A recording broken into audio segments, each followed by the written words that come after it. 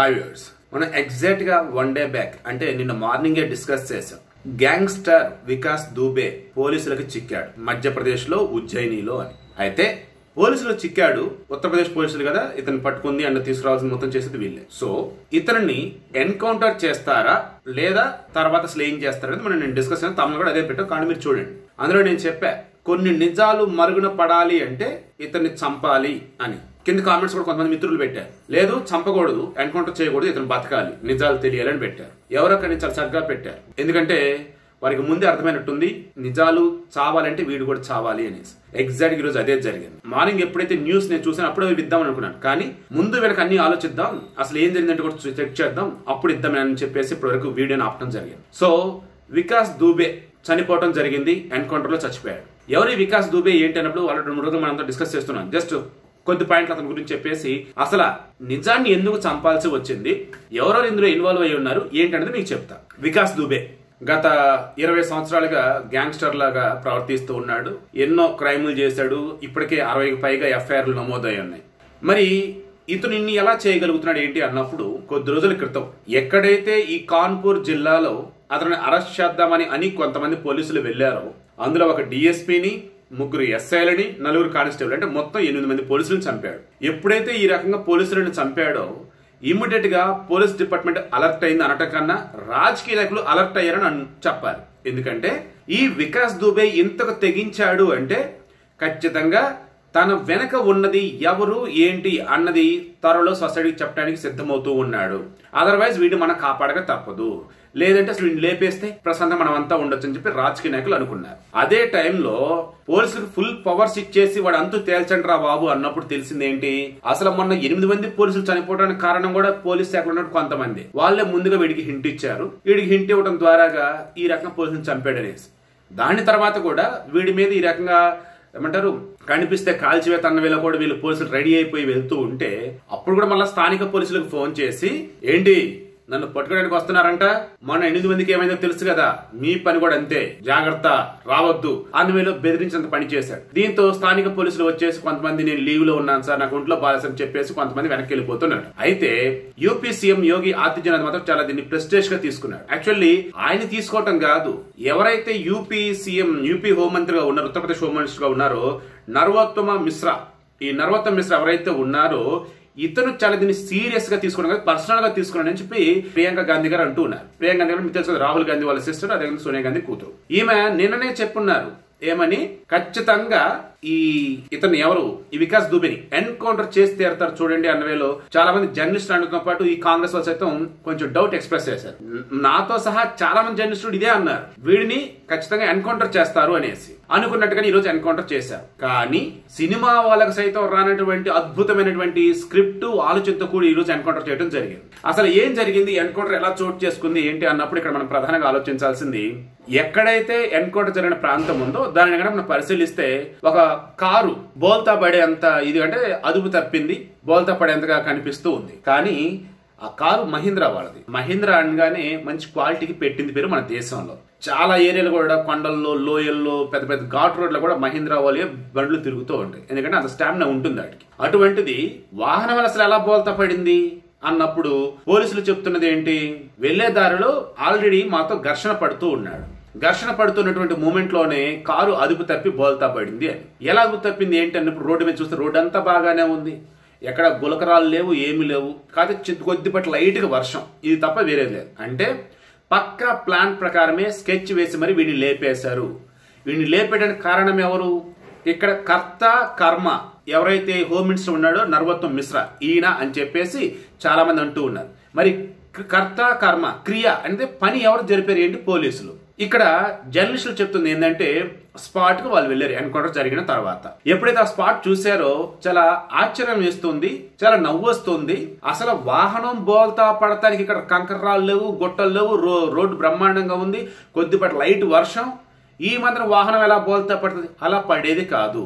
Wanted గా కావాలని చెప్పేసి ఇతను ఎన్కౌంటర్ చేశారు తప్ప వేరేది కాదని వీళ్ళు చెప్తూ ఉన్నారు. వీళ్ళు ఇంకేం వర్షం చెప్తూ ఉన్నారు, ఆల్రెడీ ఉజ్జయినిలో ఇతన్ని అరెస్ట్ చేసిన తర్వాత కాన్పూర్ కు తీసుకొస్తూ ఉన్నారు. ఇలా తీసుకొస్తున్నటువంటి మూమెంట్ లో ఈ వికాస్ దూబే అనే పోలీసులు ప్రయాణిస్తున్న వెహికల్స్ ఏవైతే ఉన్నాయో ఈ వెహికల్స్ వెనకాల మీడియా వాళ్ళు కూడా ఫాలో అవుతున్నారు.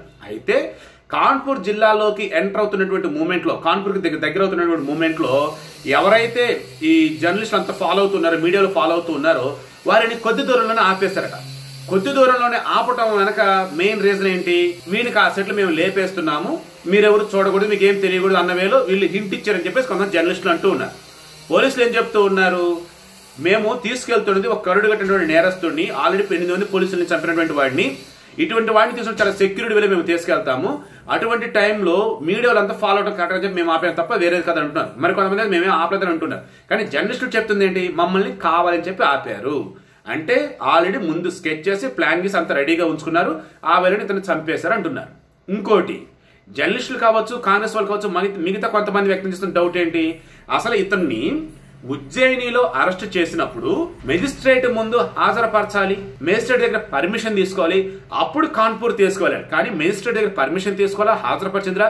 మరి హడావుడిగా ఎలా యూపీ పోలీసులు ఇక్కడికి ఉజ్జయిని, మధ్యప్రదేశ్ ఉజ్జయిని నుంచి ఎలా యూపీకి తీసుకొస్తారనేది ఒక క్వశ్చన్ రైజ్ చేస్తూ ఉన్నారు. అది పోలీసులు కావచ్చు, లాయర్ కావచ్చు, వీళ్ళు సమాధానం చెప్పాల్సి ఉంటుంది. ఎటువంటి కేసు అతను పట్టుకోవడం జరిగింది, ఇక్కడ కనుక హాజరుపరచడం ఇవన్నీ చేస్తూ కనుక ఉన్నట్టయితే మళ్ళీ ఇక్కడ ఇబ్బంది అయితే, అక్కడ ఇబ్బంది అయితే, లైక్ ఇవన్నీ వాళ్ళు చెప్పాల్సి ఉంటుంది. ఓకే, సో మనం కన్సిడర్ చేసినప్పుడు ఇది ఒక రకంగా ఇంపార్టెంట్ థింగ్, బట్ అది పక్కన ఉంచాలి. ఎందుకంటే ఉజ్జయినిలో అసలు ఇతను దాక్కోవటానికి కావచ్చు, ఉజ్జయిని మా అమ్మవారి టెంపుల్ కి వెళ్తున్నటువంటి మూమెంట్ లో ఇతను గుర్తించి పోలీసు సమాచారం అందించడం కావచ్చు, ఇవన్నీ కూడా ఈవెన్ ఇతను దొరకడం కూడా ఆల్రెడీ హోంమంత్రి ఈ నరోత్తమ్ మిశ్రా చేసినటువంటి ప్లాన్ అని చెప్పి అంటూ ఉన్నారు. కాంగ్రెస్ వాళ్ళు ఏం చెప్తున్నారు, ముఖ్యంగా ప్రియాంక గాంధీ వాళ్ళు, ఈ వికాస్ దుబే వెనక ఉన్నది బీజేపీ వాళ్ళు. ఒకళ్ళ కాదు, ఇద్దరు కాదు, ఎంతో మంది ప్రముఖులు ఇతని వెనక ఉన్నారు. ఈరోజు వారి అందరి గురించి వాస్తవాలు ఎక్కడ వికాస్ దుబే బయట పెడతాడని చెప్పేసి భావించి అతన్ని ఎన్కౌంటర్లో లేపేశారు. ఎందుకు అంటే నరోత్తమ్ మిశ్రా మొన్న ఎన్నికలప్పుడు కాన్పూర్ కి ఇన్ఛార్జ్ గా పనిచేశారు. కాన్పూర్ కి ఇతను ఇన్ఛార్జ్ గా పనిచేస్తున్నప్పుడు లోకల్ గా ఓట్ పోలింగ్స్ కావచ్చు, లేదంటే ఓట్లను ప్రభావితం చేసే విషయంలో కావచ్చు, లోకల్ గా ఉన్నటువంటి ఏమన్నా వీళ్ళకి కంఫర్ట్ గా వాడుకునే విషయంలో కావచ్చు, ఈ వికాస్ దుబే వాళ్ళకి పనిచేసి పెట్టాడు. సో వికాస్ దుబేకి బీజేపీకి సన్నిహిత సంబంధాలు ఉన్నాయి. ముఖ్యంగా వికాస్ దుబే ఉజ్జయిని దాకా వెళ్ళటం కావచ్చు, ఉజ్జయినిలో అతను దాక్కోవడానికి కావచ్చు, అక్కడి నుంచి మరణ టెంపుల్ కి వచ్చే విషయంలో కావచ్చు, అతను పోలీసులు అరెస్ట్ చేసే విషయం కావచ్చు, అంతా కూడా నరోత్తమ్ మిశ్రా కనుసన్నలోనే జరిగింది. నరోత్తమ్ మిశ్రా ఎలాగైతే చెప్పాడు అలాగే వికాస్ దుబే చేశాడు.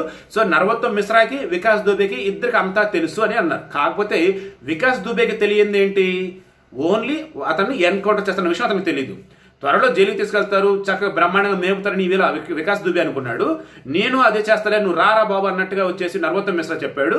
కానీ జరిగింది ఆల్రెడీ వేరు, అది ఆల్రెడీ మనకి ఇప్పుడు అర్థమవుతుంది కదా అనేసి మరి కొంతమంది అంటున్నారు. సో ఈ వేళ ఇక్కడ కంక్లూడ్ చేయాల్సింది కొన్ని విషయాలండి. మెయిన్ గా ఏంటంటే ఈ ఆనంద్ మహీంద్రా ఎవరైతే ఉన్నారో, మహీంద్రా సంబంధించేసి ఇప్పుడు ట్విట్టర్ లో యాక్టివ్ గా ఉంటాడు. ఇతను సంబంధించి ఈరోజు కొంతమంది పాపం కౌంటర్స్ వేస్తున్నాడు, కామెంట్ చేస్తున్నాడుగా కొంచెం సరదాగా ఆట పట్టిస్తున్నాయి. ఏమనంటే, ఇదేంటి సార్, కొండలు కోనలు గుట్లు ఎట్లాగైనా సరే ప్రయాణించే మీ వెహికల్ చిన్న తుంపరకే బోల్తా పడిందా? అయ్యో, అంత క్వాలిటీ లేని బోల్ ఎలా తయారు చేస్తున్నారు మీరు? అంత దారుణంగా ఎలా ఉన్నారు సార్ మీ వెహికల్స్ అని కొంతమంది పాపం ఆయన ట్రోల్ చేస్తున్నారు, ఆయన ఇబ్బంది పెడుతూ ఉన్నారు. బట్ ఆఫ్ కోర్స్ దేశభక్తి కలవాడు కాబట్టి అంతగా పట్టించుకొని లైట్ తీసుకుంటాడు, నవ్వుకుంటాడు. ఇక మీడియా వాళ్ళు చెప్తున్న దాని ప్రకారం ముందుగా మీడియా వాళ్ళని ఎందుకు ఆపారు అది ఒక పాయింట్ ఆన్సర్ చెప్పాలి. నెంబర్ 2, పర్ఫెక్ట్ గా ఉండేటువంటి ఈ వెహికల్ ఎలా బోల్తా పడింది అదొకటి ఆన్సర్ చెప్పాలి. ఘర్షణ పడిన తర్వాత, బోల్తా తిరగబడిన తర్వాత, వాహనం బోల్తా పడిన తర్వాత మిగతా వాళ్ళకి ఎవరికైనా గాయాలయ్యినాయి, ఎలాంటి గాయాలు అయినాయి అదొకటి. తర్వాత బోల్తా పడిన తర్వాత ఇతను ఏం చేశాడు, పోలీసుల దగ్గర ఉన్నటువంటి కానిస్టేబుల్ వెపన్ తీసుకొని వెళ్ళబోతుంటే పోలీసులు అతను కాల్ చంపారని అంటూ ఉన్నారు. వెపన్ తీసుకునేంత